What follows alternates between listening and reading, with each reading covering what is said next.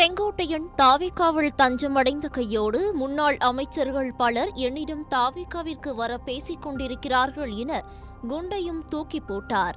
இந்த நிலையில் சென்னையில் நடந்த தீர்மானக்குழு கூட்டத்தில் தங்கமணி புறக்கணிக்கப்பட்டிருக்கிறார். இதனால் அதிமுகவில் அடுத்த விக்கெட் தங்கமணிதான் என திடீர் பரபரப்பு கிளம்பியிருக்கிறது.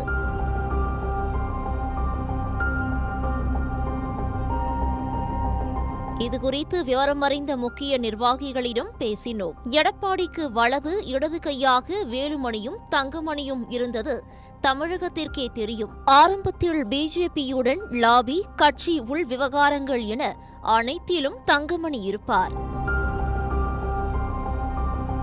பக்கத்து மாவட்டம் என்பதால் சேலத்தில் உள்ள எடப்பாடி வீட்டிற்கு எந்நேரமும் போய் வருவார். ஆனால் கடந்த 1.5 வருடங்களாக இருவருக்கும் சுமூக உறவு இல்லை என பலரும் பலவிதமான வதந்திகளை கிளப்பி விடுகின்றனர். அவ்வளவு ஏன், தங்கமணி அறிவாலயத்தில் டீல் பேசிவிட்டார் என்று கூட சொன்னார்கள்.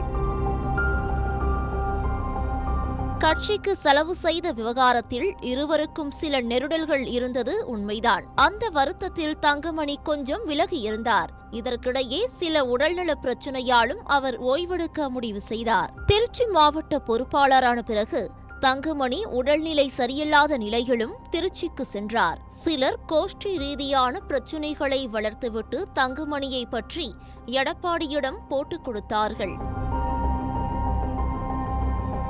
எடப்பாடியும் தங்கமணியை கூப்பிட்டு விசாரிக்க ஆரம்பித்தார். இதனால் கொஞ்சம் அப்செட்டில் இருந்தார் தங்கமணி. ஆனாலும் 2 பேருக்கு இடையில் வழக்கமான பேச்சுவார்த்தை தொடர்கிறது. இந்த நேரத்தில்தான் சென்னையில் நடந்த தீர்மானக்குழு கூட்டத்திற்கு தங்கமணிக்கு அழைப்பு இல்லை, அவரை புறக்கணித்து விட்டார்கள் என்று திடீர் வதந்தி பரவியது. அவர் போகவில்லை என்பது உண்மைதான். உடல்நிலை சரியில்லாத நேரத்தில் அலைச்சல் வேண்டாம் என்று கொஞ்சம் ஒதுங்கினார். அதுக்குள்ள செங்கோட்டையனோட இணைத்து பேச ஆரம்பித்து விட்டார்கள் என்றனர். தங்கமணிக்கு நெருக்கமானவர்களோ அதிமுக தீர்மானக் குழுவில் 9 பேர் இருக்காங்க. அதுல எப்பவுமே தங்கமணி இருந்ததில்ல. முன்ன தீர்மானம் செய்யற ஆலோசனை கூட்டத்துல சில சமயம் கலந்துகிட்டாரு. இப்போ அதை வச்சு தீர்மான குழுவில இருந்து தங்கமணிய நீக்கிட்டாங்கன்னு அவரை பிடிக்காதவங்க வதந்தி பரப்புறாங்க. கோபிச்செட்டிப்பாளையம் பொதுக்கூட்டத்திலையும் கலந்துகிட்டு எடப்பாடியோட குமாரபாளையத்துல நடந்த ஒரு கல்யாணத்திலையும் தங்கமணி கலந்துகிட்டாரு.